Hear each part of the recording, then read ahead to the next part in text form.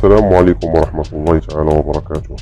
متابعة لشرح دروس لغة البرمجة بايتون، واللغة التي أصبح لها صيت كبير والتي أصبح يستعملها المبرمجون في برمجة التطبيقات والبرامج، حيث تعتبر أسهل لغة وبمزايا متعددة.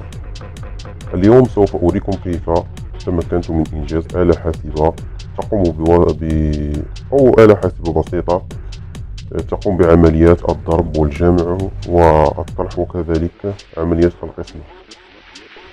على بركة الله. السلام عليكم.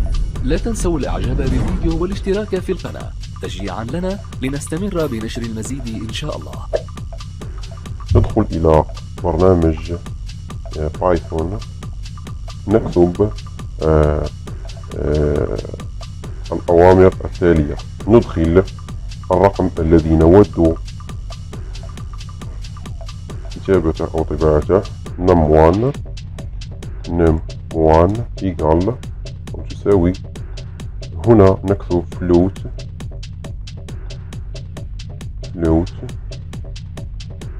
ثم إدخال الرقم input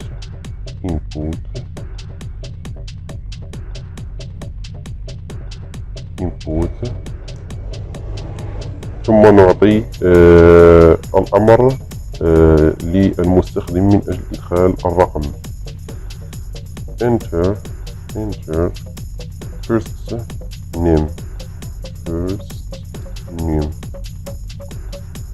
نقطتان، ثم نقوم بالرجوع إلى السطر. هنا نكتب OP اختصار لكلمة operation، أي العملية التي سوف يقوم بها البرنامج. ندخل العملية وهي input ثم نفتح قوس. العملية enter operation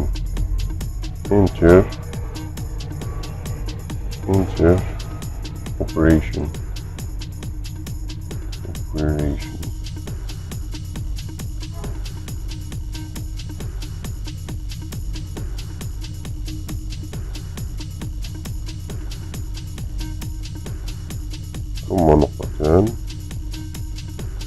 نقوم بالرجوع إلى السطر ثم نعطي للمستخدم الرقم الثاني num2 equal float ثم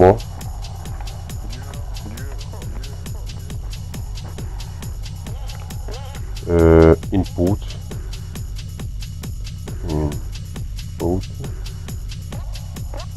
ثم ندخل الرقم الثاني enter num2.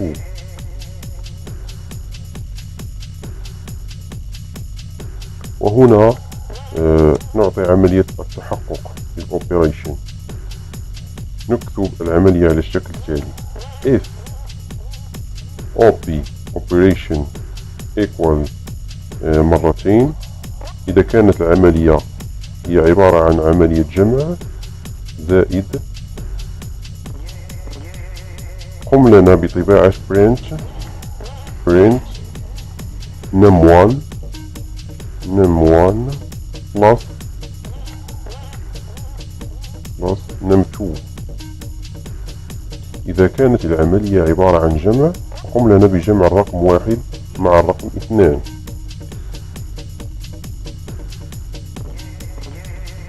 LF وإذا كانت إذا كانت العملية OP equal مرتين، إذا كانت العملية عبارة عن طرح،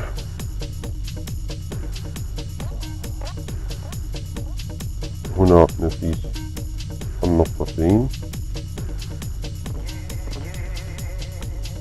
إذا كانت العملية عبارة عن طرح فقم لنا print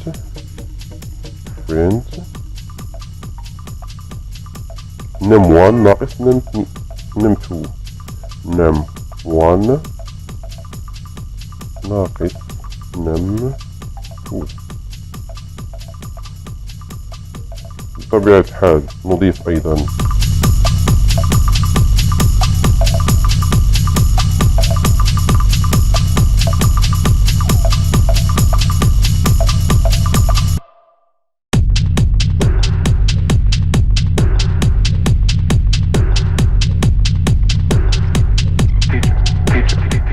هنا أيضا إذا كانت العمل أو إذا قام المستخدم بإدخال عملية خاطئة نعطي له الأمر التالي، نقول له else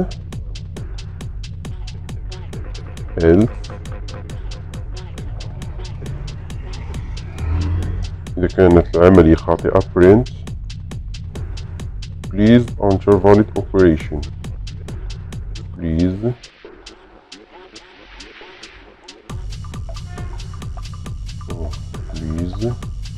enter valid operation.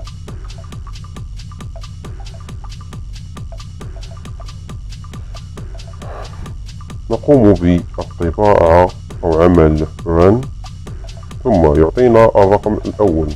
نقوم بكتابة مثلا 3 outer operation 3 جمع 4 يعني هي 7 تساوي 7. نقوم بعملية مثلا القسمة، نقوم بالضغط على run ثم 12 قسمة 2 طبيعة الحال تساوي 6. نقوم بتجربة عملية الضرب، نقوم بإدخال الرقم 4 ثم ثم العملية ثم 4 ضرب مثلا 9 هي 32 أو 36. إذا كانت هذه أو درس اليوم حول كيفية إنشاء آلة حاسبة بواسطة برنامج بايتون، وشكرا على التتبع وإلى درس لاحق إن شاء الله.